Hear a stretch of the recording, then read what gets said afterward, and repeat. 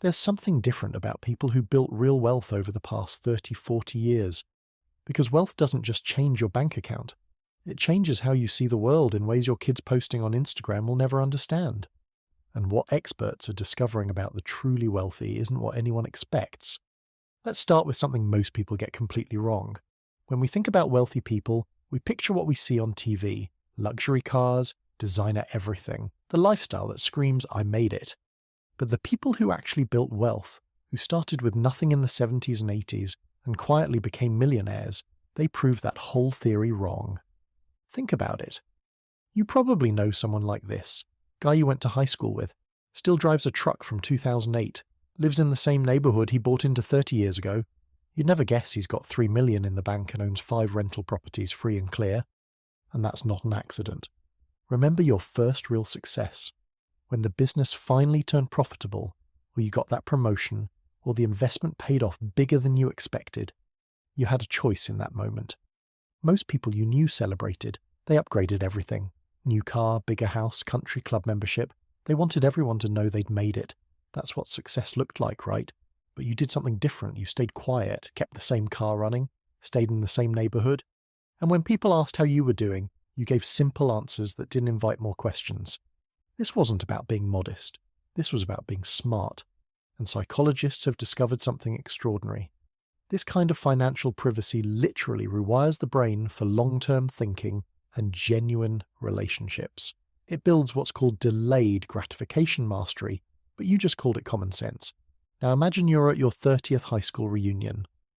Everyone's comparing notes. The guy who always had to be the big shot is talking about his boat, his vacation home, all of it. Getting the attention he always needed. You're standing there knowing your portfolio could buy his whole lifestyle twice over, but you're talking about the weather. You learned something important over the years. You could read people fast. You knew who was genuinely interested in reconnecting and who was sizing everyone up. You could tell within 5 minutes who was struggling behind the fancy facade and who was actually doing well. This wasn't cynicism. This was experience. When you've built real wealth that nobody knows about, you develop an instinct for people's motivations. You learn to spot the difference between someone who likes you and someone who likes what they think you can do for them. What researchers call authenticity screening sounds fancy, but you were just protecting what you built, and it made you sharp in ways people who flash their money never learn to be. Fast forward to a regular weekday morning. You're at the local diner, same one you've been going to for 20 years. You're wearing the jeans you bought at Costco. Nobody there knows what you're worth. The waitress treats you the same as everyone else, and that's exactly how you want it. This wasn't about hiding. It was about staying grounded. Every day you proved to yourself that your worth had nothing to do with what other people thought, that you could be comfortable without needing validation from strangers. Something got hardwired into you over the decades. When good opportunities came along, you didn't need to call everyone you knew and announce it. You just quietly moved on them. Psychologists call this an internal locus of validation. You probably just call it not needing approval. But whatever you call it, it's real. Your worth comes from inside, not from what the neighbors think. Your business hit 7 figures. You told your spouse and your accountant. That was it. Your investment started generating 6 figures a year in passive income. You kept shopping at the same stores.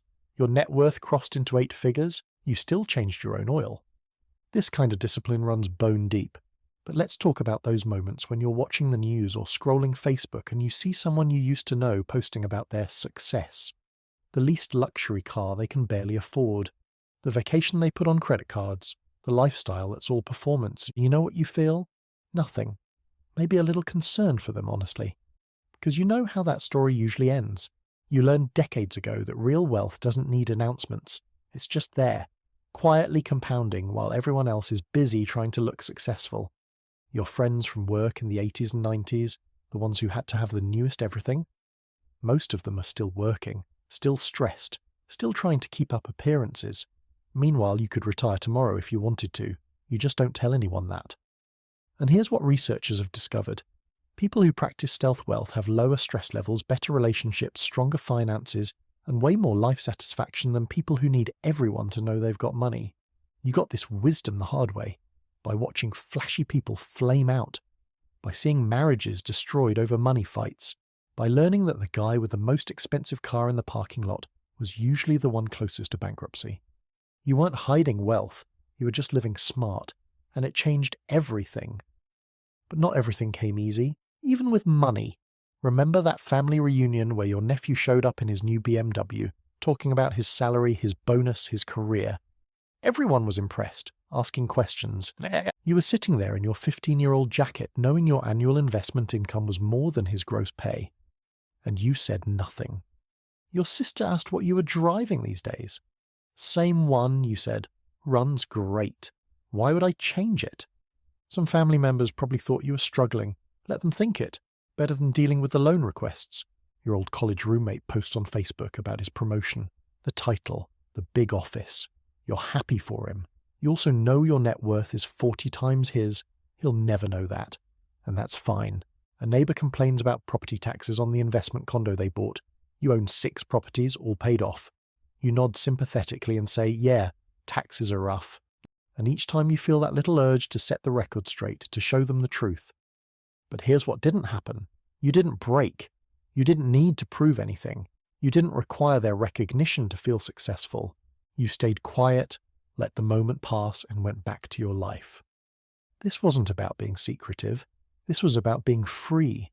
Free from other people's opinions, free from their expectations, free from becoming the family bank or the friend everyone hits up for money. While other people need constant validation to feel secure, you've got this internal knowledge that says, I know what I built, that's enough. And you needed that discipline when you started dealing with real money decisions. The charity calls that come when they figure out you've got capacity, the financial advisors who suddenly want to manage your portfolio, the family members who think you should help out more. You had to learn how to say no without explaining why, how to be generous on your terms without becoming an ATM, how to help people without them becoming dependent. This forced you to understand human nature at a deeper level. You learned to read the subtle signals, that slight change in tone when someone realizes you might have money. The way relationships shift when people think you can solve their problems with a checkbook. You understood that what people say about money and what they actually want are usually 2 different things. You knew which friends would stay genuine if they knew your wealth, and which ones would start treating you differently. You learned who to trust and who to keep at a comfortable distance. You figured out when to be generous and when being generous would actually hurt someone, when to help and when to let people figure it out themselves, when to be transparent and when silence was wiser. People assume that hiding wealth makes you paranoid or isolated. The opposite is true. You had to develop serious social intelligence because you were navigating relationships where money could ruin everything if you weren't careful. You learned to spot real friendship, tell the difference between genuine need and manipulation, and understand that the best relationships in your life are the ones where money never comes up. And now you're watching a younger generation do everything backward. Your kids' generation posting every purchase, every experience, every dollar they spend. Competing with strangers on the internet. Going into debt for likes. Now, sometimes your own kids ask why you don't have a nicer car or a bigger house, why you won't join the country club, and you feel that instinct to just give them everything, to let them enjoy what you've built. But you don't. You give them the same lessons you learned, not because you're cheap, but because you understand something they don't yet. Visible wealth creates problems that invisible wealth avoids. You know your kids need to develop their own identity, their own competence, their own understanding, that character matters more than your bank account. You can watch them want something expensive and resist the urge to immediately buy it. When they complain that their friends have nicer things, you say, we have different priorities, and you mean it. You learned over decades that real security doesn't come from what you own. It comes from knowing who you are without the stuff, from building something that lasts, from having values that money can't shake. These aren't just ideas you read somewhere. This is wisdom you earned, through watching friends destroy themselves chasing status, through seeing marriages end over keeping up with the Joneses, through learning the hard way that the people who talk the most about money usually have the least. Here's what nobody tells you about real wealth. The stealth wealthy aren't playing games. They genuinely don't care if you know they have money.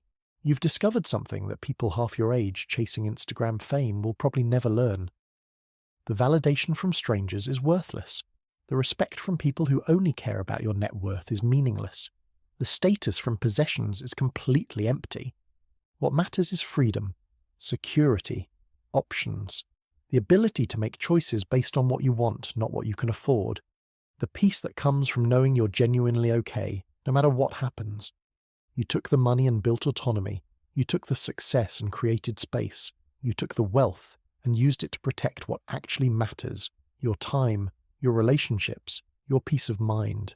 You learned something that took decades to understand. The purpose of money isn't to impress people. It's to buy freedom from needing to impress people.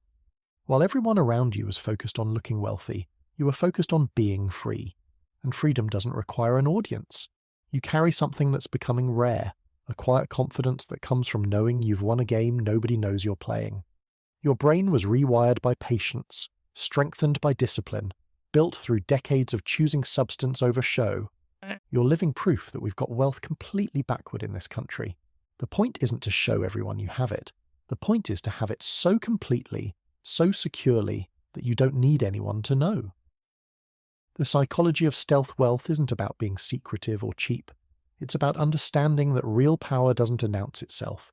Real wealth doesn't perform. Real security doesn't need witnesses. It just exists, quietly, compounding, growing. While everyone else is busy trying to look rich, you already won. You just didn't need to tell anyone. Drop a comment and share your story. And if this resonated with you, hit like and subscribe, because we dive deep into the psychology of people who actually built something real. See you next time.